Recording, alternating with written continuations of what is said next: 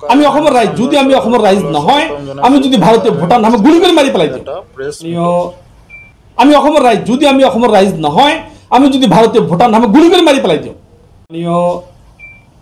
electronic আৰু printing মিডিয়াৰ সাংবাদিক বন্ধুসকল আজি আপোনালোকক এটা বিশেষ কাৰণবশত মই আমন্ত্ৰণ জনাইছোঁ আপোনালোকে সবে জানে ইয়াৰ আগতো মই এমপ্লয়মেণ্ট সম্পৰ্কে যেতিয়া স্পেচিয়েল টেট পৰীক্ষা হৈছিল আমাৰ তাত চেণ্টাৰৰ কথা আমি মানে ডিমাণ্ড দিছিলোঁ মুখ্যমন্ত্ৰীলৈকে সেৱালৈকে বা কনচাৰ্ণ ডিপাৰ্টমেণ্টলৈকে আমি দিছিলোঁ কিন্তু আমি ইয়াতে কোনো ধৰণৰ চেণ্টাৰ পোৱা নাছিলোঁ আমি একেবাৰে প্ৰান্তীয় অঞ্চলৰ মানুহ আমি কোনো ধৰণৰ সুবিধা নাপাওঁ এইবাৰ থাৰ্ড গ্ৰেড মুখ্যমন্ত্ৰীয়ে বাৰ বাৰ 1 লাখ নিযুক্তিৰ কথা কৈ আহিছে যোৱা 3 বছৰৰ পৰা আৰু সেই 1 লাখ নিযুক্তিৰ কাৰণে এডিআৰ আণ্ডাৰত আপোনালোকে সবে জানে থাৰ্ড গ্ৰেড এণ্ড ফৰ্থ গ্ৰেডৰ কাৰণে 15 ছেপ্টেম্বৰ আৰু 29 ছেপ্টেম্বৰ ডেট নিৰ্ধাৰণ কৰা হৈছে third grade and fourth grade আৰু আমি লক্ষ্য কৰিছোঁ যে আমাৰ জিলাৰ পৰা 6419 গৰাকী পৰীক্ষাৰ্থী পৰীক্ষা দিবৰ কাৰণে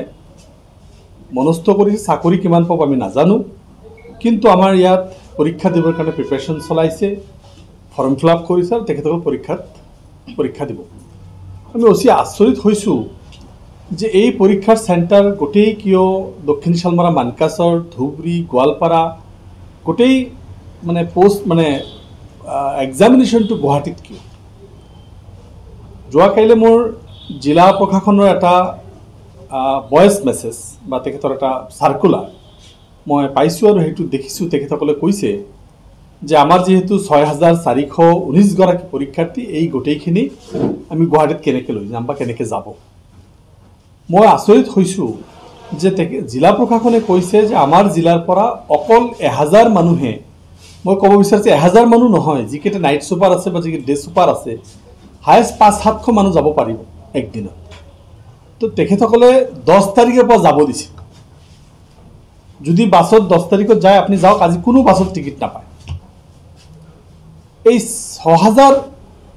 6500 যিখিনি আমাৰ ইয়াত থাকিব 6419 গৰাকী তেখেতসকলে যাব কেনেকৈ পৰীক্ষা দিব 10 তাৰিখত যদি যায় 15 তাৰিখত যদি পৰীক্ষা হয় 5 দিন আগতীয়াকৈ যাব লাগিব আৰু তাত পৰীক্ষা দি পিছদিনাখন আহিব নোৱাৰে চৰকাৰী বাছত আহিব নোৱাৰে কাৰণ এইটো আৰু 5 দিন দ্যাট মিন্স 10 দিন মান লাগিব ইয়াৰ পৰা ট্ৰান্সপৰ্টেশ্যন কৰোঁতে আহোঁতে যাওঁতে আমি আচৰিত হৈছোঁ যে মাননীয় মুখ্যমন্ত্ৰী ডাঙৰীয়াই কেনেকৈ হঠকাৰী সিদ্ধান্ত শিক্ষামন্ত্ৰী কেনেকৈ হঠকাৰী সিদ্ধান্ত ল'ব পাৰে বা আমাৰ এমপ্লয়মেণ্ট যিটো ছিষ্টেম আমাক কি চাকৰিৰ পৰা বঞ্চিত ৰখাৰ এটা কৌশল নেকি ইয়াত আপোনালোকে জানে অসমৰ সবতকৈ দৰিদ্ৰ মানুহ আমাৰ জিলাত এই মানুহখিনি কেনেকৈ গুৱাহাটীত যাব এটা প্ৰাইভেট গাড়ী ল'বলৈ গ'লে 7000 টকা ভাড়া লয় আৰু 7000 দুজন বা তিনিজন গ'লে ছোৱালীবিলাক গ'লে এজন ল'ৰা লগত এজন বয়সীয়া গাৰ্জেন লগত যাব লাগিব এক্সপেন্সটো কিহত আহিব অন এন এভাৰেজ যদি আমি হিচাপ কৰোঁ যে গাড়ী এটা লৈ গ'ল বা 5 দিন আগত যদি বাছত গ'ল 5 দিন পিছত যদি আকৌ 4 দিন পিছত যদি আহিল লগত এজন গাৰ্জিয়ান লগত লৈ যদি যায় আৰু এই পৰীক্ষা দি আহোঁতে যদি 10 দিন সময় লাগি যায় তেতিয়াহ'লে 11 দিন সময় লাগি যায় ডিষ্ট্ৰিক্ট এডমিনিষ্ট্ৰেশ্যনৰ কোৱা মতে তেতিয়াহ'লে কিন্তু আমাৰ পাৰ এক্সামি 10,000কে